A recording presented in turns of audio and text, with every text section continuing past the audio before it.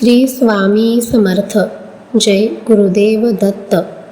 बाळा, आज तू माझ्याकडे त्या रिकाम्या हातांनी बघतोयस ज्यातून तुला हव्या असलेल्या अनेक गोष्टी वाळूसारख्या निसटून गेल्या. तुला वाटतंय की तू सगळं गमावलं आहेस. तुझं धन गेलं असेल, तुझी माणसं तुला सोडून गेली असतील, तुझी प्रतिष्ठा धुळीला मिळाली असेल किंवा तुला मिळालेली संधी तुझ्या हातातून निसटली असेल. आज तू इथे उभा आहेस तो एक हरलेला माणूस म्हणून. पण माझ्या नजरेत तू हरलेला नाहीस, तर तू रिकामा झालेला आहेस. अरे, जोपर्यंत पात्र रिकामं होत नाही तोपर्यंत त्यात नवीन आणि अमृततुल्य काही भरता येत नाही. तू ज्या गोष्टींसाठी रडतोयस ना, त्या तुझ्यासाठी अपुऱ्या होत्या. त्या गोष्टी तुझ्या प्रगतीला मर्यादा घालत होत्या. म्हणूनच मी स्वतः त्या गोष्टी तुझ्या हातातून सोडवून घेतल्या. का? कारण मला तुला त्यापेक्षा दुप्पट आणि श्रेष्ठ काहीतरी द्यायचं आहे. आजचा हा काही मिनिटांचा संवाद तुझ्यासाठी एक नवी पहाट आहे. आज मी तुला सांगणार आहे की माझ्या दरबारात न्याय कसा होतो. जे गेलं ते विसरून जा, कारण आता जे येणार आहे ते सांभाळण्यासाठी तुला तुझे हात आणि तुझं हृदय दोन्ही मोठं करावं लागणार आहे. तू फक्त माझा शब्द लक्षात ठेव. जेवढं गमावलंस त्यापेक्षा दुप्पट मिळवण्याची वेळ आता आली आहे. बाळा, महाभारतातील पांडवांचा विचार कर. एका द्यूताच्या खेळात त्यांनी सगळं गमावलं. त्यांचं इंद्रप्रस्थ गेलं, त्यांचं ऐश्वर गेलं, राजवस्त्र गेली आणि शेवटी त्यांना वनवासात जावं लागलं. 12 वर्ष वनवास आणि 1 वर्ष अज्ञातवास. जगाला वाटलं पांडव आता संपले, आता त्यांना भिकारी म्हणून जगावं लागेल. कौरव त्यांच्यावर हसत होते, त्यांना तुच्छ लेखत होते. पण तिथे काय झालं? त्या वनवासात पांडवांनी स्वतःला घडवलं. अर्जुनाने दिव्यास्त्र मिळवली, भीमाने स्वतःची शक्ती वाढवली आणि युधिष्ठराने धर्माची साथ कधीच सोडली नाही. जेव्हा 13 वर्ष संपली आणि कुरुक्षेत्राचं युद्ध झालं, तेव्हा पांडवांना काय मिळालं? फक्त त्यांचं इंद्रप्रस्थ मिळालं का? नाही, त्यांना संपूर्ण अखंड भारतवर्षाचं साम्राज्य मिळालं. बाळा, तुझ्या आयुष्यातला हा जो कठीण काळ आहे ना, हा तुझा अज्ञातवास आहे.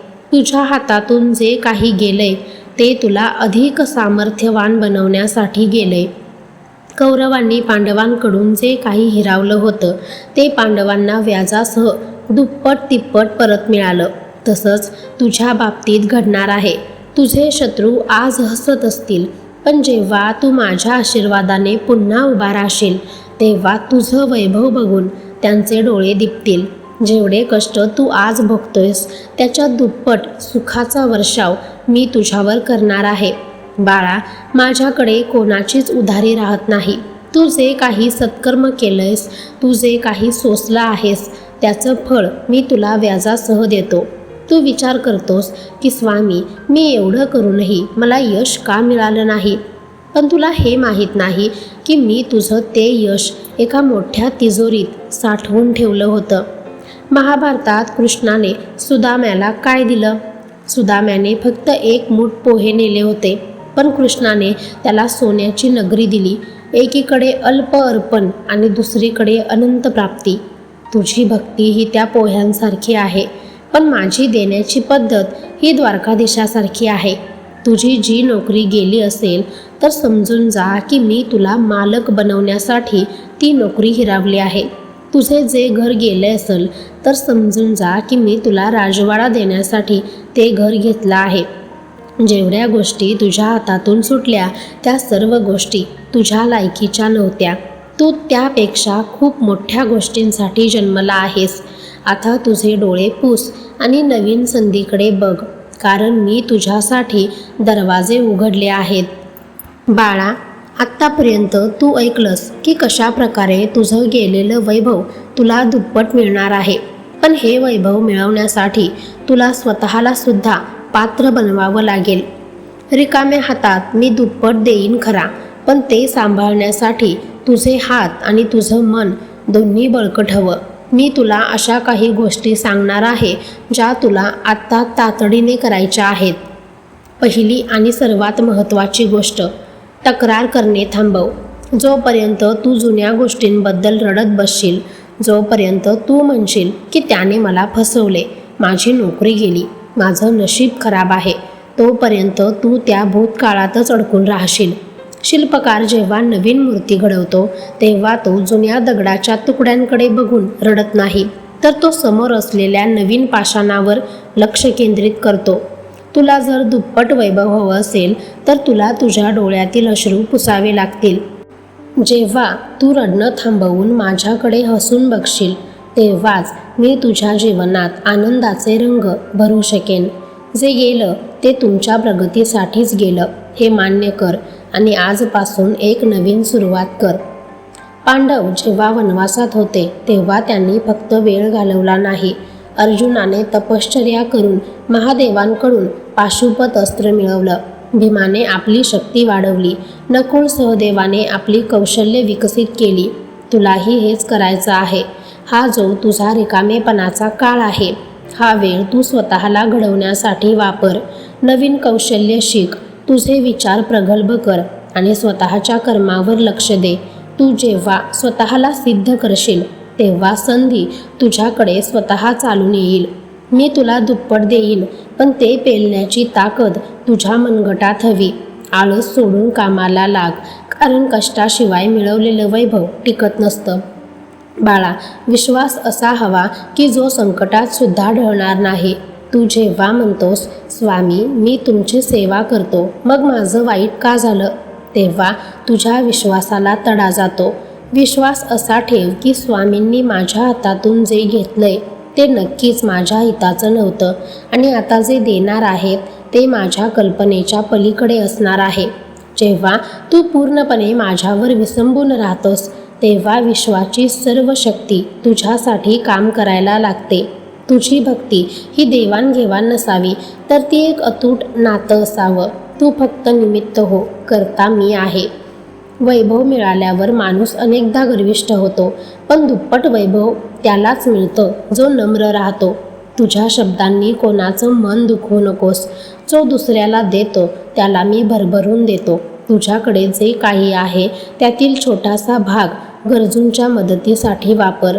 तू जेव्हा एक हात मदतीसाठी पुढे करतोस तेव्हा मी माझे हजारो हात तुझ्या रक्षणासाठी आणि समृद्धीसाठी पुढे करतो.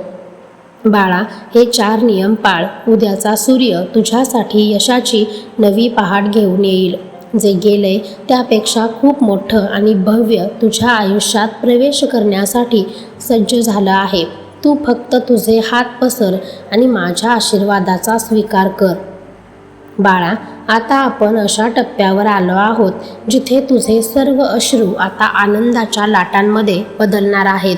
या काही मिनिटांच्या संवादाचा हा शेवट नाही, तर हे तुझ्या नवीन आयुष्याचं मंगलाचरण आहे. तू आजपर्यंत स्वतःला खूप कोसला आहेस, खूप कमी लेखला आहेस, पण आता तसं करायचं नाही.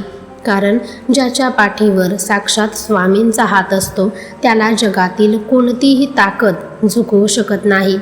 तुला जे मिळणार आहे ते केवळ धनदौलत नाही. मी सुरुवातीलाच म्हटलं होतं, जेवढं गमावलंय त्याच्या दुप्पट तुला मिळणार. पण तुला काय वाटतंय, मी तुला फक्त पैसा अडका परत देणार?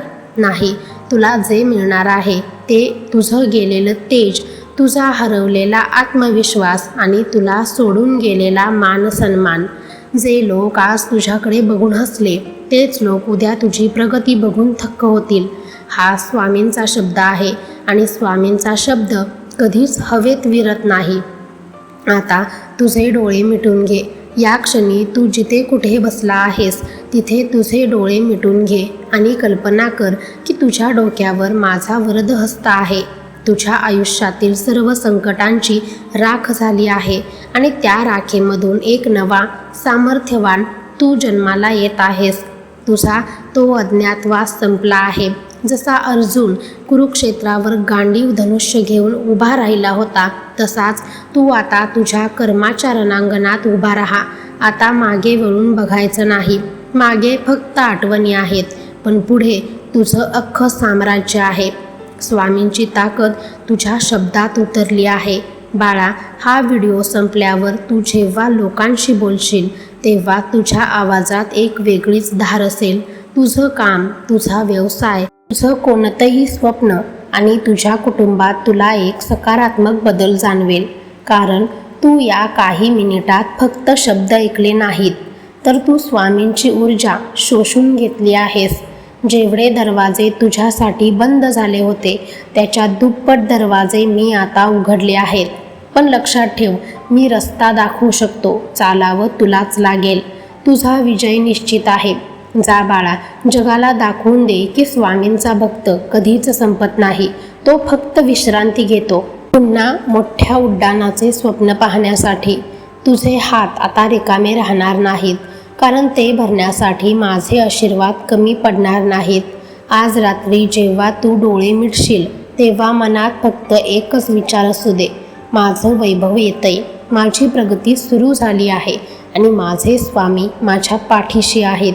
तुझा हा नवा जन्म, तुझे हे नवीन यश आणि तुझा हा नवीन मार्ग सुखाचा आणि समृद्धीचा जावो. श्री स्वामी समर्थ.